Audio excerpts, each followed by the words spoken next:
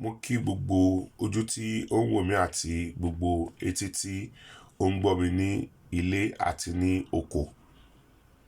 Ẹ lè máa agree pẹ̀lú mi ní orí last video tí mo ṣe, tí mo sọ̀rọ̀ lórí Lagos State University, pé tí Lagos State Government ò bá ti fi ọmọ Èkó jẹ Vice Chancellor ní Lagos State University pé a máa sun university yẹn ni. Mi ò fẹ́ kẹ́ fi ojú bàṣẹ̀jẹ́ àbí ojú ọ̀bàyéjẹ́ àbí àpà, mi ò fẹ́ kẹ́ fi ojú yẹn wò mí.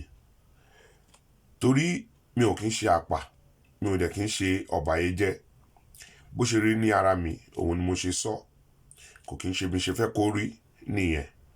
So mi ò ní fẹ́ kẹ́ fi ojú àpà àbí ojú ẹni tí ó fẹ́ ba nǹkan jẹ́, mi ò ní fẹ́ kẹ́ fi ojú yẹn wò mí. Ó pẹ́ ta ti ń pariwo ní Lagos State fún kí Lagos State Government kí wọ́n fi ẹ̀tọ́ ọmọ Èkó kó yẹ fi dùn wọ́n. Kó fún ọmọ Èkó ní nǹkan tó bá jẹ́ ẹ̀tọ́ wọn, kí wọ́n fi ọmọ Èkó kó fi head position tí ọmọ Èkó bá merit. Ní kí Lagos State Government kí wọ́n má ṣe ìjọba. Ṣùgbọ́n in any decision tí wọ́n bá fẹ́ make ní orí any position, kí wọ́n máa consider ọmọ Èkó first. Because bí wọ́n ṣe ń ṣe ní gbogbo other states nìyẹn. Most especially ní orí ọ̀rọ̀ indigenous university tó jẹ́ state university. Kò sí anywhere nínú Nigeria tí wọ́n ti ń fi àjèjì non-indigene láti fi head university kankan tó jẹ́ state university.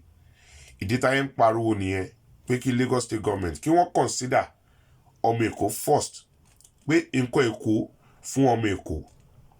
Èrò pọ̀ l'Èkó, èrò oríṣiríṣi ni ó ń gbé ní Èkó.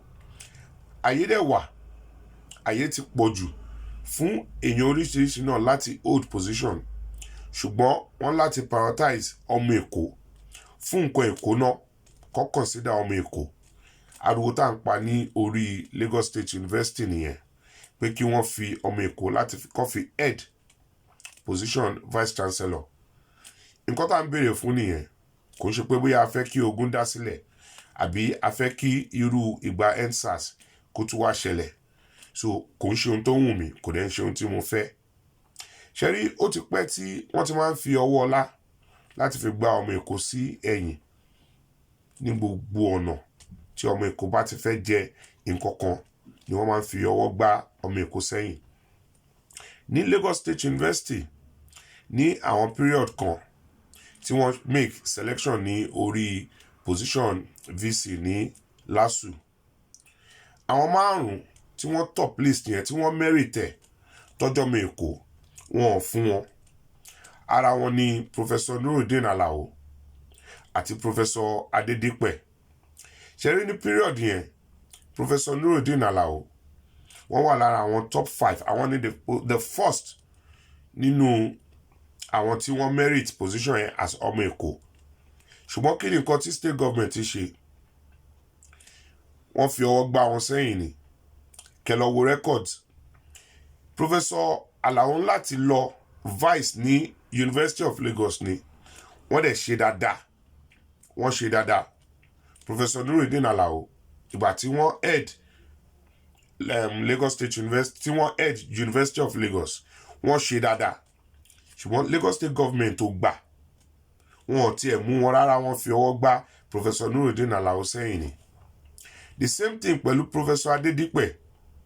Àwọn náà wà lára àwọn tí ẹni second nínú àwọn topmost 5 nínú selection yẹn tí wọ́n merit ẹ̀ tọ́jọ́ ọmọ Èkó. State government tó fi ọwọ́ gbá wọn sẹ́yìn. Professor Adedipe ló ń láti lọ head UNAB. UNAB dẹ̀ ṣe dáadáa, àwọn náà perform ní tenure wọn. Ẹ lọ wo records yẹn wà ńbẹ̀. Táwa ní Lagos State Government lọ gbé wá. Lagos State Government lọ gbé Professor Fọlábí Olúmídé láti Ogun State kó wá head university, kó wá head Lagos State University. Professor Olúmídé lò ọdún kan ló lò nínú university yẹn kí wọ́n tó investigate ẹ̀. Gbogbo nǹkan tí wọ́n tú ní ìdí Professor Fọlábí Olúmídé tó wá láti Ogun State kò ṣe fẹnu sọ rárá.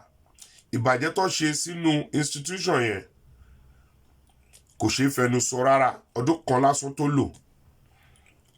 disadvantage àjèjì nìyẹn o torí tí wọ́n bá fi ọmọ Èkó ẹ̀ẹ́dìbẹ̀ àwọn ọmọ Èkó méjì tí Lagos State ò lò àwọn ni wọ́n lọ ṣe dáadáa Professor Nurudeen Alao ní Unilag Professor Adedipe ní UNAB wọ́n ṣe dáadáa ọmọ ẹni tó wá gbé wá láti Ogun State ìyẹn ó bà yunifásitì wa ó bàjẹ́ tán pátápátá láàrin ọdún kan ìyẹn lọ bẹ́ẹ̀ wẹ́ before kí Professor Fagbohun tó dé wọ́n gbé Professor Jadesola Akande dé ní gbogbo period tí Professor Jadesola Akande tó fi Edge University yẹn ẹ lọ wò ó ṣe báṣubàṣu ni ó ṣe báṣubàṣu tó yẹ pé ìgbà tí Professor Fagbohun dé wọn ò lè gbogbo ìdọ̀tí àti ìbàjẹ́ tó ṣe sílẹ̀ wọn ò lè kó tán títí di ọjọ́ ìní ìbáyé ń sọ̀rọ̀ ẹ̀ ọmọ ìlú wo ni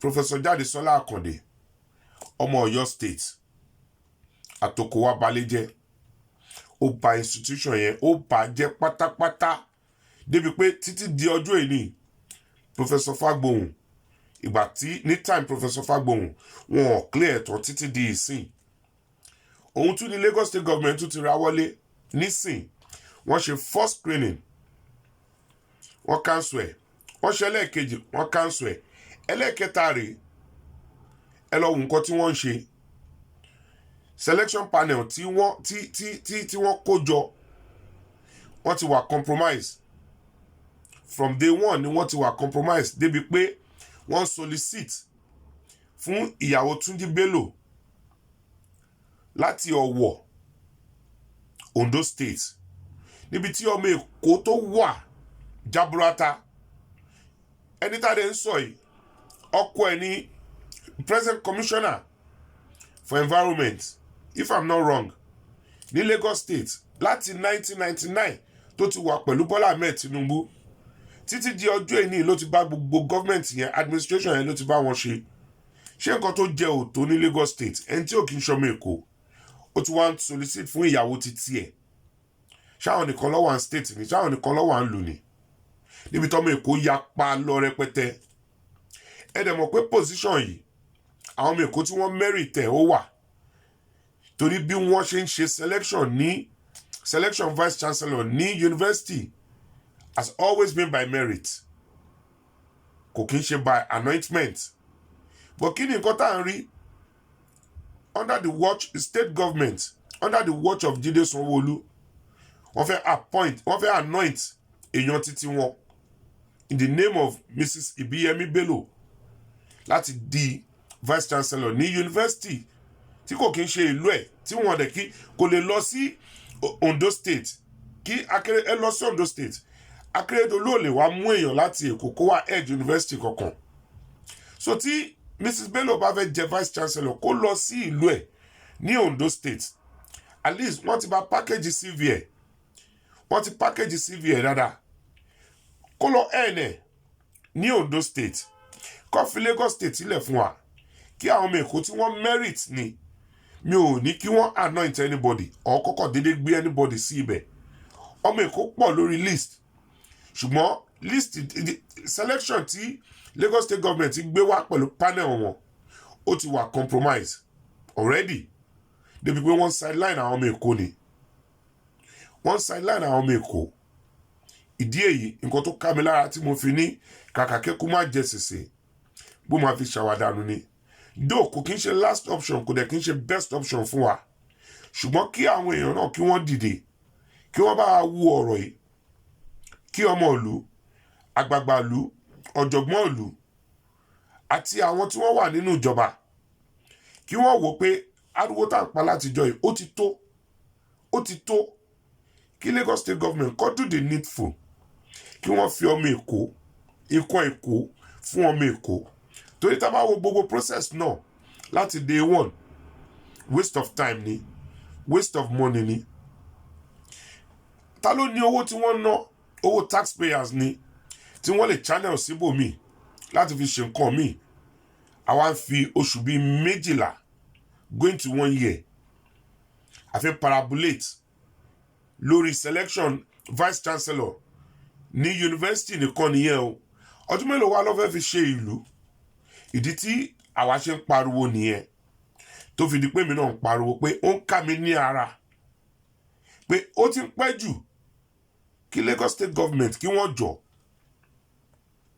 jọ kó fún ọmọ Èkó ní àyè kí ó head nǹkan Èkó, torí bí wọ́n ṣe ń ṣe ní other states nìyẹn.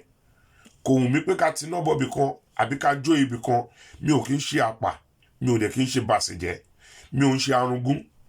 Ṣùgbọ́n lórí ọ̀rọ̀ Lagos State University, position vice chancellor ọmọ Èkó ló láti ẹ̀ẹ́dẹ̀. Mrs. Bíyẹmí Bello kò kí ń ṣe ọmọ Èkó, Oǹdó ló ti wá, ní Òkè Ògùn, ní Ọ̀wọ̀, kò dẹ̀ mẹ́rìtẹ̀, kò ẹ̀ẹ́nẹ̀, kọ́ máa anoint ẹ̀, kọ́ dẹ̀ máa impose ẹ̀ lé wa lórí. Ọkọ ẹ̀ ti jẹ́ commissioner, present commissioner ni. So ó ti tó kó fi ọmọ Èkó lẹ̀. Nǹkan tí mo ní láti sọ nìyẹn.